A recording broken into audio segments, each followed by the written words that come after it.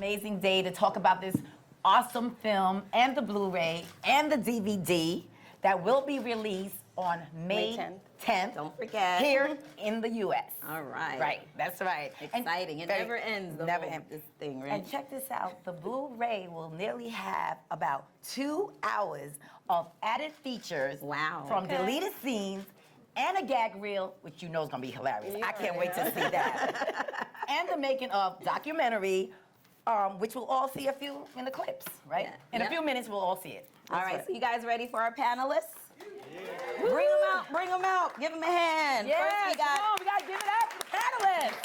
The merch with the mouth, Deadpool star Ryan Reynolds. What's going on, girls? Tim Miller. Yeah. Ed Skrein. Well, aged so well. Come on out, babe. Okay, Ajax. AKA. What's his name? Brandon. Yeah, you're there, Tim. Screenwriters and executive producers Rhett Reese and Paul Wernick. Yeah. And producer Simon Kinberg. Yes. And these are our geniuses. Yes. And this film has been a huge hit with audiences worldwide, and everything in the film is bomb, y'all. I mean, it's a good sense of humor, of course, and the music was on point. Especially Shoot, thank you. The fans have been talking about this movie online for months, and we've got some questions for you all. Deadpool has, this is for everyone, Deadpool has many great qualities, but what is your favorite? Can you all just... Is that him as a personality or the movie? Let's just say the movie. Quality. No, let's talk about all qualities. We'll be here all day. Let's just say the movie itself. His taste in masturbatory accoutrement. Oh, yes. Oh, But every day you wonderful. see an Wonderful use of unicorn the and English assless leather language. chaps. I relate and love his self-loathing. That's something we often talk about. He's just a guy who's in this sort of shame spiral, a highly militarized shame spiral, and it's fun to watch. And that's something I've always connected to with the character, and certainly the meta aspect. I mean, I feel like a kind of like a pop culture machine when I'm at home with my wife, just talking about anything. So I love pop culture, and Deadpool loves pop culture, and that's why I felt a little bit like, for me, like a match made in heaven. So. That's great. This next question is for Ryan and Tim. What was your favorite scene to shoot and why? Tim? Sex montage. Sex montage was the worst scene to shoot. It was. It was the literally. I feared that day like no other because, you know, I'm not very good at sex in my personal life, and I felt as if I couldn't relate to the scene, except the pegging part. The what part? Pegging, Paul. It's a thing. You should Moving on, Tim. check the internet. I'm going to. You'll get some imagery on that one. I think my favorite scene had to be the final moment between Deadpool and Vanessa when he takes off the mask. It was just such a powerful moment. It was like full circle. Yeah, and Ryan and Morena crushed it. It was just such a powerful, and you know, I think people have said that it's the first time for me, so I don't have anything to compare it to, but people say usually the ending of the movie is the hardest thing to get right, but I felt like we had that right immediately, and it made everything else sort of fall into place. And you cried that day on set? I did, I cried. Well, I cry easily. They were so Did you really I cry? do. Oh, Yeah. I love you. I'm a crier. Me too. I'm a cry. And Yeah. he weeps when he witnesses like pure rage too, like weird things. Like you're like, I had a scene in the movie where I just completely lose my mind and I'm punching everything in sight, and every second word is motherfucker. And Tim calls cut, and he's just like this weeping Kleenex commercial in the back, and I'm like, Tim, that was just rage. Why was that remotely jerking? It must feel like you got the shot, right? I guess. It's a I don't beautiful know. No, you Yeah. just, They it were was so freaky together that I knew they were going to end it. Yeah, I know. It was so well done. That's why it was Yeah, like it he was really so was. good. And you just sit there and you go, as a director, you go, holy fucking shit, it's awesome. It's so good, and I don't have to do anything, Yeah. but just bear witness to the greatness. Great team. Well, this question again is for Ryan, Tim, and Simon. I mean, Salt and Pepper music was in the movie. Yeah. True. And yes, and we also got to perform at the MTV Movies Awards What made you choose that song to be a part of Deadpool? Good question. That is a great question. No, I mean, that's a great question. I remember. It was Aditya's idea. Yeah, it was Yeah, Aditya's It was idea. someone that was another producer on the movie who works with me, Aditya Sood. It was his idea, actually. We were looking for, like Brian said, a big part of the comic and the movie is pop culture references. And some of them are obscure, some of them are things that we grew up loving, some of them are, stuff that's out there right now. And we were looking for a song that all of us loved and grew up loving. And Aditya had the idea of using Shoop, and it just kind of perfectly fit into the movie and became kind of like an anthem for the movie. You can't get rid of us now, you see. No, absolutely. And this, if we're lucky enough to have the opportunity for a sequel, Deadpool's going to fight Salt and Pepper in the sequel. You heard it right here. Huge battle. Spinderella's on my side, though, too. I have to tell you, Pepper will lay you out. It'll be the first time. I'm not above using a writer as a human shield. Okay, let's watch a clip from the making of a documentary from Blu-ray. This first clip introduces the creative team behind Deadpool as they tell the story of getting Deadpool off the ground. Roll clip. Can I also say that video was so sexy that you guys shoot were so video? Yeah. fucking hot. Thank But he's you. bad at sex, so just ignore it. And he's gonna Whatever weep. works. But I masturbated to it frequently. But Good God! yes. You started. You know what? Don't feel bad. We've heard that a lot. We were a lot of guys first. We got one in the house. Let's roll the clip. It's still going. Okay. At what point, anyone can answer this, at what point during the process did you feel like you cracked Deadpool for the big screen? Oh, that's a good question. I think our first litmus test is just, does it make us laugh as we're writing it? Like, I think as you sit there and type, sometimes you get into the scene. It's almost as if the characters are acting already for you in a strange way.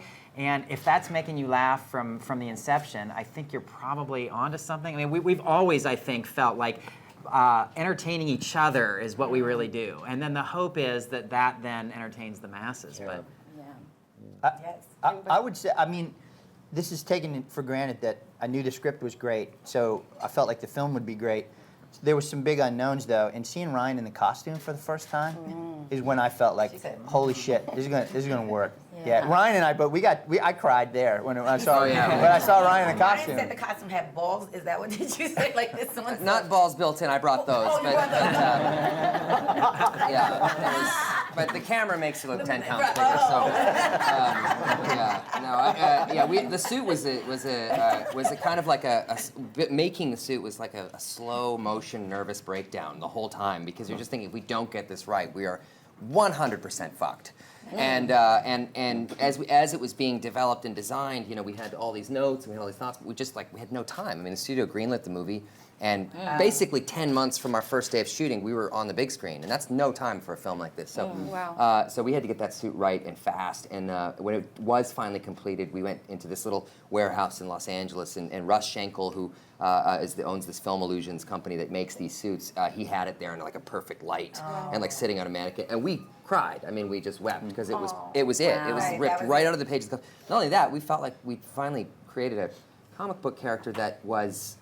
It was the most faithful adaptation from a comic to a film suit that I'd ever seen, and I thought that was pretty special. It was pretty so, awesome. Yeah. Rhett and Paul, did any of your own roommate experiences influence the dynamic between Wade and Blind Al? Yeah, which one of you is Wade? Which one is Blind Al? I used to live with Paul's brother, and Paul crashed on our couch for about 2 months one time without paying rent. So yeah, I think some of that angst might have bled over into the character. What would you say? Yeah, I do build the IKEA, and Rhett does pay the rent. So. Well, Blind Al's the consummate roommate. I mean, Deadpool's the hideous. Yeah, I fixture mean, in some of that apartment. does come from personal stuff too. It's like I did have IKEA furniture. I always had to build it on my own. I'm the least handy person. I'm a writer. I think Simon can relate. As the least handy person in the world, and you would place a newspaper on my dining room table, and it would start doing this, like because of the shoddy construction that went into it. So.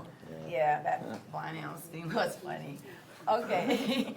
This next clip touches on Deadpool's iconic costume and the extensive work that went into making sure the suit looked right. Roll clip. Okay, so where's the weirdest place you've worn the Deadpool suit? I mean, Where's the weirdest? You know what? Like, We should get Blake up here today. right. Yes, I cannot maintain an erection unless I'm in the suit. No, you know, to be totally honest, the one thing I thought was really fantastic is a lot of kids have been reaching out, you know, because they look up to Deadpool. A lot of kids who are suffering from cancer and that sort of thing. And you know, I've gotten to know a lot of these kids just based on Deadpool. They love this character, Wade Wilson, who basically is given this diagnosis and flips it the bird. And it's something that a lot of these guys, guys and girls, really relate to. And I got to spend a lot of time with these kids and do a lot of stuff with Make-A-Wish Foundations. And I always want to wear the suit when you go into the hospital. But the problem is the suit is mostly weapons. So it's like you can't, you know, like Captain America has a shiny shield, you know, Thor has like a semi-non-threatening hammer. I have katanas and like semi-automatic pistols, which is not something you go through a metal detector at a hospital in. So I've always wanted to wear it there because I think it would be really special. And they will test. They'll be like, "Where's the whole suit?" They want everything. I know. One day we got to figure that out. So, but other than that, I feel like I'm wearing it every other day. I mean, we're doing something. I feel like if I just let Fox run my calendar, I would be sleeping in the suit, making appearances at random Ohio State fairs, and no, but I do have a suit at home. I did leave with a suit. There was no way I was not going to leave with a suit. So. Doing this today reminded me that promotions just doesn't end, right? Yeah, it's sort of you just go. Yeah, it's a high class problem, but when you have a successful movie, so that's great. Ed, is it better playing a hero or a villain? It's good playing. It's wonderful playing a villain when you have a director like Tim Miller. When you're opposite someone like Ryan Reynolds. When you have words written by people like these two gentlemen next to me. You know, it's wonderful being in that position. But Ryan will say it's wonderful being a hero when you're surrounded by everything except me, probably. But no, I mean, it's when it's a well-written and a rounded character, then it's great. But I don't only want to play villains. My bone structure lends itself to the darker side of characters. And somehow I seem to be able to summon the darkness and find Has a it. British person ever played a hero? I want to be the first. I want to be the first. And you played it so well. He did. Thank you. Way too What I loved about him is that he didn't always play it like a villain. I mean, he had his own convictions and his, you know, whether they're opposing to the heroes or not, it sort of lends itself to making him the villain. But I love that you didn't, you know, you weren't twisting the mustache. You know, when you were talking earlier, saying, you know, when did you know that Deadpool, that you got it right with the movie as a whole? It's like, you know, I'd say me and Tim. Well, I don't know, Tim might answer this differently, but I certainly never thought that we had it. I always felt like I was surfing a thin line and was, you know, I had these concerns the whole way that I didn't want it to be this moustache-twirling, cat-stroking villain. Right. So you know, it only was when I watched the movie that I was like, okay, we did all right. You know, I survived. It wasn't cliched, but yeah, I never really felt like we'd got it. Yeah, that creative process What do you? is scary. We did. We totally got it. What are you talking Yes. about? You are sitting next to the Yeah. What the fuck? No, we did get it. But when we were doing it, I was like, oh man, you know, I hope this isn't too, you know, too. There's a camera right there. I can lay down and you can go to work if you want. We should react the whole warehouse fire. Yeah, right? That scene, I That thought. was great. Oh, sorry. So Ed did some great scenes, but that scene where he's talking to Ryan and explaining how this process is going to work, and it's so fucking good. It was Ryan's idea to, again, we're trying to take the edge off the whole mustache twirling. Ryan's like, what if he's just eating some broccoli? Do this whole, so we're like, yeah, there's a great idea. But you notice when Ed eats broccoli, it's like his face, I don't know what it is about your facial structure. It's like everything's moving underneath, and the way the light. Faces usually move when people talk, Tim. Most people, your face is moving now, Tim. Not as much as yours. But it's just as beautiful. I think it's one of my favorite shots in the whole movie. You're not going to cry again, are you, Tim? It wasn't. You're going to start weeping. It was a. All right. But you can't, as a director, you sit back behind the monitors, and just when it works, it's just wonderful. Yeah, that. When it doesn't work, he doesn't call cut. He just goes, wrong! Really? Oh, that's true. And then everybody else cries. Ed's big. I asked Ed for comments after, like, what could I do better as a director? And one of them was, don't yell across the set "You suck." Yeah, that's a good Yeah, one. that was one of the. That was in the comment. Do it again, You but seem try to not shout to that suck. more to me than anyone else. Abuse across the set. So yeah, I don't know what I read into A that. bunch of guys making a movie. Yeah, Right? yeah. Okay, Sensitive men so for me. Ryan, who's the bigger villain, Ajax from Deadpool or Dusty Lee from Just Friends?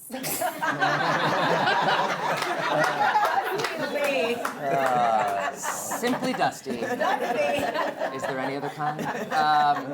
God, yeah, Dusty. funny. Dusty Lee. That's a pretty great villain, I gotta say. But you know, I am in the room right now with Ed, so. Yeah. Yes, Ryan. Who was it? Sorry. it was. Do you play the guitar like you have 16 fingers? I don't know. Dusty Lee did. Yeah, I definitely. I gotta go with Ed because I don't know that Dusty Lee could fight as Yeah, well pull up that, in yeah. a burning building with a naked man. This is where you start singing "I Swear," Ryan. They're gonna- Yeah, That's funny. That's enough. Okay, so next up, we'll see the complex process of applying skin prosthetics to Ryan Reynolds in order to transform him into this tongue twister. Yeah, into this figured Deadpool. Are we All really right, gonna see yes. this clip though? Yeah. We started already. Yeah. Bill Corso, real on-camera face. Yeah, he looks great, huh? Very handsome. He does his own makeup. When they greenlit the movie, maybe the second thing that Ryan said was, "Tim, you got to call Bill Corso. Yeah. You got to call Bill Corso. He's the best there is. Get Who's he him, worked lock with? him in." Who's he worked with? He did Lemony Snicket's, Foxcatcher. I mean, changing Steve Carell and Channing Tatum. Those guys, I mean, just like he's great. He does Star Wars. One thing I'm talking about, like you're not here. But one of the things he does that's so great is he can apply copious amounts of prosthetics and still maintain the person underneath, and that's the magic of that. It's easy to just slap a bunch of foam on somebody, Right, and make them look right, like right. a different Yeah. person. But really keeping the personality alive underneath is a feat, you know. And he would put that thing on my face every day, and it looks all lovely and fast speed, but he would get it on, and like the second he was done, after like 4 hours, I'd go, "Get it off!" Because it's so itchy and sweaty, I and was like getting ready to ask underneath you, there's all this, you know. But after a few hours, it gets warmed up and it moves, and it's just a beautiful thing. And it just made my daughter cry every time she came to set, though. It was really At the end of the day, Ryan would peel it off and roll it up in little balls and throw it at guys on I would treat it set. like a raffle, It was like the grip. I'd be like, "You won!" Like, ah! Horrible. Really horrible. They answered that one already. Oh, answered that one already? Okay. Okay, this next clip showcases one-of-a-kind motorcycle rig that was used to shoot some of the highway action throughout Deadpool. Roll clip. A lot goes into making a movie, isn't it? Yeah. That was a real city street you guys shut down. Can you tell us a little about shooting in Vancouver? Ooh, we like that. Yeah, that's my hometown. So that was nice for me. Yeah. I became public enemy #1 because we shot on this viaduct that we shut down for 2 weeks. So at first it was like, you know, movie's shutting down the viaduct, so traffic's going to be a little gnarly for the next 2 weeks. Sorry, everyone. Yeah, they did some radio announcements. And then, like, immediately the following week on the front page was just Ryan Reynolds ruined city. You know, so it was, yeah. But they little- made me do the announcement. So, yeah, totally, yeah. for the radio. Sorry, Vancouver, but thanks. Yeah, thanks for letting us use it. Yeah, it didn't really wreck traffic that badly, but it was nice. It was really nice shooting in my hometown and just being there, and you know, and these guys are. Tim is really good at making, you know, $1 look like $10, and you know, Fox gave us to shoot the entire movie. They gave us $47 and a bag of Skittles. So That's you what know, they he gave really. us for our first album. Yes, exactly. So yeah. But you know, Vancouver really lends itself to a huge production value. I mean, they have great production services there, so it was really special for me. So. Yeah, the local crew were amazing. It was Yeah. a wonderful place to live and work for 4 months. Fantastic Yes, city. It's beautiful Yeah. there. We've been there Lots Yeah. of time. lots of Would you times. guys mind taking questions from the audience? See if- Not at all. Love to. If you guys have any questions, let us know. Okay. She's gonna come with them. I can't see anything beyond a blinding light. Yeah, you said something about the possible sequel. Are you guys working to the sequel already? Are you pitching the sequel already? Or? Well, there's pitches. That's for sure. I really do genuinely want to see a Deadpool Han Solo team up. I have a non-vocal, unwritten commitment by Harrison Ford. I didn't even actually meet him. I just read his astrological chart, and it looked good for us. Yeah, I don't know. That's all in motion right now. We're trying to see what's going to come of it, but that's a tricky thing to kind of announce sort of right now. It's all based on Adam Sandler's schedule, really. Really? Yeah. 100%. Whether or not. Yeah. That was a bad joke, because that was. No, it was good. Don't take it back. It was good. It was good. For you, Tim, it was good. It was like better than usual, man. Really. Take that one. I don't even need to hit the gym every morning. I just stroke his ego for an hour and I've worked out. We have a question from the gentleman right there. Just curious, why no 3D on this? Seems like this film would have kind of begged. Yeah. I would have loved to see it. Simon, I would have too. Is it too late? Simon, you're not answering any probably. questions down there. $47 and a bag of Skittles. Not enough for 3D. Costs money. I don't know. Aesthetically, would you have wanted 3D, Tim? I think it was just time, honestly. But we did the little test that leaked at one point. Ryan's producing partner, Jonathan Comack Martin, called in a favor at one of the Stereo D, and we did a 3D test of that slow-mo motion as he's about to cut the guy's head off. It's fucking awesome. But I don't know. I personally am not the biggest fan of 3D. I think technology will get better, but I don't like the way it takes the glasses, and it takes 30% of the brightness off. It darkens everything. Yeah, so the new projectors are really going to help that, and it's going to look better. Like laser IMAX really helps that issue, and other laser projectors coming on the market. But I wasn't upset. I don't care for 3D because I got to put the glasses over my glasses. Yeah. They may invent something. It takes away a little bit from the communal experience of being in a movie theater. I feel separated from people. Anybody else? We have a question right here. Hey Ryan, this question for you. You often describe Deadpool as a horrible relationship, breaking up, getting back together, and finally getting married. How does it feel knowing at this point that Deadpool is the #1 rated R movie of all time without China? Yeah. I always joke, it was rated R in America and rated fuck you in China. Look, it feels great. I mean, to be perfectly frank, since the movie became that big, I've been insufferable. This group of people, I mean, for me, it's been an 11-year journey, and for this group, it's been 6 years and change, and we've all had our ups and downs and our moments in between, and it did feel like a shitty relationship. I mean, it was like we would be standing at the altar, and then it would be off, and then it would be on, then it would be off, and then finally it happened. And thank God for the internet, and thank God for the fans, because I say that, and it does sometimes sound like you hear a lot of actors thank the fans, and thank the fans. It sort of sounds like rhetoric, but it's real. I mean, they pushed this movie over the hump that we couldn't do. That we couldn't get it made, and the studio, God bless them, they didn't understand it. They didn't believe in it fully. They didn't kind of know what it was. And the fans let them know that they could make this movie, and they could make it in the most authentic way that Deadpool fans would respect and love, and they did. So. This is a 24-year journey for me. 11 for you. Oh, wow. Wow. Oh, no way. That's you with the little guy with the little Deadpool. Is that the first comic? Which is that? What are you That's carrying? the one of his first series. I have the 98 Mutants. That's pretty sweet. That is pretty cool, man. I love that. I love meeting people too. I met some people the other night. We did the MTV Movie Awards, and some people who like you had the first comics ever, and they were so thrilled that we did the character justice. So. Oh, great! I want to thank you so much for protecting content and pushing forward and putting whatever you have to do to get this. Yeah, and you know what? That's why we got to shoot this movie on $47 and a bag of Skittles. But we got to make it the right way, and we had people here that knew how to do that, and knew how to give, because you just needed to put that character on the screen in the right way, and everything else would fall into place. So yeah, we consider ourselves lucky. You're welcome, and thank you. We have time for just... Questions for Deadpool. Yes, do you have any advice for upcoming superheroes just starting out? And would you be open to perhaps teaming up with an upcoming superhero? Do I have any advice for upcoming superheroes? I'm upcoming. You're upcoming. Oh, good. Okay, good. Oh man, that's a tough one. I don't know. Try to have the Marvel logo at the beginning of your film. That's sort of, for me, works. And then what was the second half of the question? Would you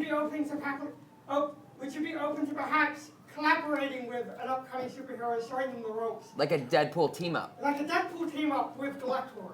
Oh God. Galactor. Galactor. Wow. I don't think that was his Christian name. I don't know. We'll see. Deadpool's tough to team up with a bunch of people because he's kind of meta and knows he's in a comic book movie, and it's sort of, it's a discussion we always have, which is that can you put Deadpool in a room with Magneto? That's hard to do. So. But in truth, in the comics, the best parts of the comics are when he meets up with other people. And I'm reading X-Force at the moment. Yeah. And it's like whenever you bring any character you bring in, it makes it so interesting. And I every night go to sleep imagining a truce between everyone. And Spider-Man being able to meet up with Deadpool and Deadpool Wolverine, and obviously the possible introduction of Cable and all. I mean, there's so many. Possibilities. Deadpool and Batman would be a lot of fun. That'd be a movie I'd want to see. And I'd pay top dollar. Me and my to see son that. always talk about if Deadpool met Michelangelo from the Turtles, they would be the best buddies. That would be so awesome. So in writing. I can dream. I can dream. But I do think Rhett and Paul take note because he might have just cracked Deadpool 2. Yeah. There you go. Right there. Yeah. There you go. Thank you. Anyone else? Yes. For Simon, there's been a lot of talk about what it means for like superhero movies that an R-rated one can make so much of a profit and become such a success.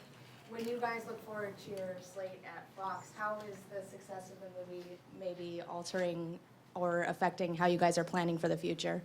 I think it's changed a lot, both in terms of the rating and even just the approach. I think one of the reasons the movie is so successful is because it did break a lot of the paradigms and the models of the genre. And so there is a challenge to make these movies feel fresh and original. I don't know that any movie will feel as fresh and original as this one did. But I know other studios and Fox are much more open to the idea of R-rated superhero films than they would have been 3 months ago. And for us, and we've all said this in different forms and different times, we were surprised by how successful the movie was. Like, we really believed in the film creatively, and we thought we could make a film that was true to the comic and that fans would love it, and we didn't know that the rest of the world would embrace it too. And they did, and I think it's because it's unique. Very Very unique. Can I just say that, making a movie that is as different as this is, it's scary for everybody, especially people writing a check. And Simon provided covering fire, I don't know the business well enough, but you hear the stories and how bad it can be. Right. And Simon protected us from Simon all was of kind that. of the bridge between us and the studio, that they trust him implicitly, and he said just let them go do the movie that they need to make, and because of that we were able to do that. Because it is. I also can empathize with the studio when you're cutting a check. That, it's still a big check, even though this movie is a smaller in terms of superheroes. He's still, it's scary. Yeah, it's a big investment nonetheless, and So and Simon's constantly being there saying, I know what it looks like. I know this looks really like a train wreck, but trust me, it's going to be all right. It's going to be all right. Yeah. Gotta have that calming effect in your in your position. We got one more question. Yes, it's from me. Ed, you had a naked fight scene with Ryan. We had many off camera. Off camera, yeah. Was there any close calls with Deadpool's fun sack? With Deadpool's? His fun sack. Is that what you call it? No, I mean, it was, I think, there's a lot of people around the world very jealous of me. Maybe if they were there on the day with all the rusty metal, the wheelchairs on fire. Are those sexual positions? Euphemisms, The old Roman helmet? The flaming wheelchair, It was a sad sack. It was. But it was awesome, man. It was awesome, and I don't know. I mean, there were so many great days in the workshop, but there was one day in particular when I'd already done a second unit day with one of the doubles, and then Ryan came in, and they were all a bit sheepish about me and him working together, and the first 20 minutes I wasn't in. And I was like, come on, put me in, I've been training for this, come on. And when we went in after that, it was one of the best days that I've ever had on set, And it was great. And we Yeah. pretty much did every take, the two of us. Yeah. You know, and it was wonderful, man. Ed is great in the fight scenes too. He's very good at that stuff. So Yeah. a little intimidating. Yeah. Thank And you. even seriously, like 14 hours in, Ed's like, "Don't let the stunt guys do this take. Let me get in there. Let me get in there." Yeah. And Ryan was so exhausted because he had to do the makeup for 6 hours before that. In that I wish it final was 6, spiked scene, he fell asleep for a minute while he was hanging there, and because he was so It was exhausted. the 2 longest days I've ever had on set is that day, because that was 23 and a half hour shoot day for me. Not for everyone else, just because Bill Corso as well was there for as long as I was. And ironically, the other longest day was on Wolverine. It was, I did 2 units at once, and I did a 23-hour day on that one. That was the other longest day. So it was always somewhere around. It was always Fox. It's always Fox. With my sleep schedule. Yeah. Simon? I tried 23 hours in labor. Yeah, I can imagine. Right. Bring it right to True. Absolutely. True. That would be very hard on my penis, I gotta say. Very hard. We can all agree. And that's why Morena's not here, guys. She actually just had a baby. We do issues here, and she's, so she couldn't make it. 23 Our kiss hours. was good, but not that good. It was 9 months ago. So is fighting naked harder or easier? It's fighting naked. I can't And think. Ryan, I wanna hear from I both of honestly them. can't think of a more terrifying situation when a man not wearing a stitch of clothing, his penis hanging out, is coming at you to fight. I mean, if that happens to me, there is a Ryan-sized hole in the wall. I am out of the room. I'm gone. That guy's got something going on that I don't want to deal with. So, I don't know. How did it feel for you, Ed? Oh, it felt great. Right, it really did. Yeah, it did. Yeah, I mean, I suppose actually, in all honesty, you didn't have, you could move well in the prosthetics and stuff, and sometimes costumes. If you have a suit of armor or lots of stuff weighing you down, it can be difficult. Sometimes the shoes, especially like period pieces and stuff, it's difficult to walk and fight, and they're slippery. So actually, it's probably better than a lot of fight outfits. Yeah. And you don't mind having What? Go ahead, say it. Having what? Just swinging around? Spinderella. Having what? The junk wasn't out. Okay, It's not always out, yeah. But actually, the best. There was a wonderful thing that our generous Bill Corso, who's just has such a great sense of humour as well. He made a fake willy and balls, and he basically had. There was this wonderful girl who's working in the makeup department. He had her go round to find a condom that they could stuff, and she came back and she said, "I've been to 12 sex shops today looking for non-lubricated condoms," which is something I'd never heard of before. She went to 12 sex shops, then her lawyer's office. And she was sitting there drawing veins on it, and it was we didn't use it in the movie, but it was Is it gonna be a Blu-ray? that's what Ryan took Feel free to stop talking anytime. Ryan took the suit home, but I took that home. I can tell all the ladies in the room, you do not want to see that penis because it was disgusting. It was a horrific. I'm still scarred by seeing it. It's terrible. This is going to be taken in a weird sorry. way. I'm just We saying. have a song In called print, Let's Talk it's a About little Sex, so it's okay. Yeah, that's true. Yeah. Oh God. But it's okay to not talk about it sometimes. That's what I say. Trying to make it work. Okay.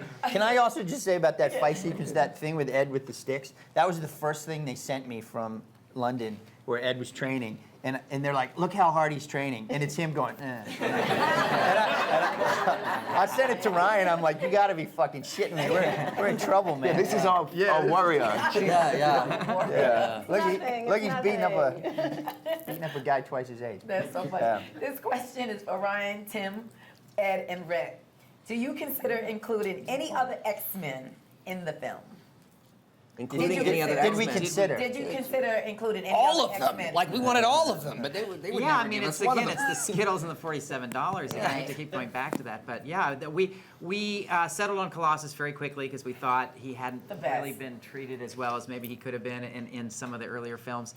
And Negasonic Teenage Warhead came off a list that Tim gave us of potential names that and we didn't know her powers, but just that name lit up, and we just like, oh my gosh, we have to use her. So There were 3 choices: Harry Ocelot, Yeah. Negasonic Teenage Warhead, and Tar Baby, which is the worst fucking superhero. Like, I couldn't believe it was actually on us. So yeah, but we also had some other villains that were in the original draft. Garrison Kane and Wire and Sluggo. They all ended up I coming believe you out had for budget. Taskmaster, who's one of my favorites. No, not Taskmaster. Wasn't he on, No, in 'cause we a don't have the previous rights draft? to him. Taskmaster was talked about like Right, 7 years okay. ago. We never got him on the page. Yeah, He would be amazing. So we had some other villains, and then we considered Cannonball. We considered. We, you know, you go through this process, and ultimately, I think the cream rises, and that's what we got.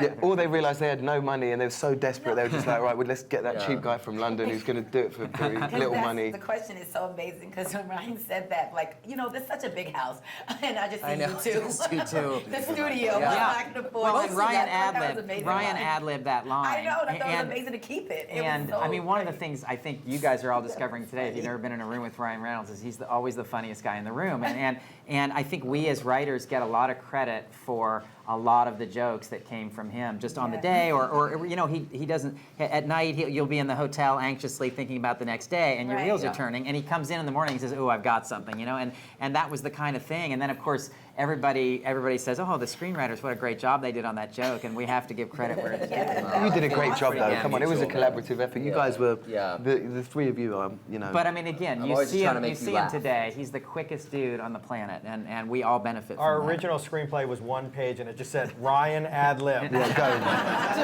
Yeah. And between him and TJ Miller, that was just bad meets evil. Oh God. You know, TJ. Yeah, me right. and Gina Carano were just there like, I don't think we're going to say anything, you know. Take it away, guys. Oh, that was amazing. We want to say congratulations to you guys because this Yes. is definitely the blockbuster and everyone is talking about it. And I want to give you guys everyone give them a round of applause.